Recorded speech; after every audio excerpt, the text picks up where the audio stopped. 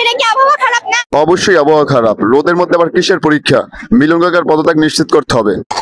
কিভাবে আবহাওয়া মনিটরিং করা হচ্ছে? মনিটরিংটা কিভাবে করতে হবে আপনি শুধু একটাবার বলেন, বাকিটা আমি দেখতেছি। শুধু চট্টগ্রামে আবহাওয়া মনিটরিং করলে হবে? গোটা বাংলাদেশে আবহাওয়া দেখতে হবে? শুধু ক্ষমা চাইলে হবে না। তাইলে কি করতে হবে একটু বিস্তারিত খুললে কন। আমরা আমাদের দাবি পূরণ করতে চাই।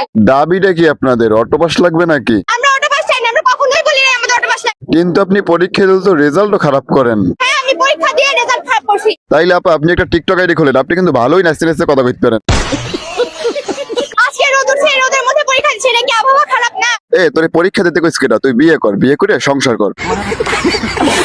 না ভাই, আসলে এরা বৃষ্টিতেও পরীক্ষা দিতে পারবে না, রোদে পরীক্ষা দিতে পারবে না। আসলে এরা চায় কি? এখন একটাই দাবি, ডাইরেক্ট সরকার পতন হবে, 24 আবার হবে। শুধু সরকারের পতন হলে চলবে না, সচিবালয় ঘেরাও করতে হবে। আগামীকাল সচিবালয় ঘেরাও হবে।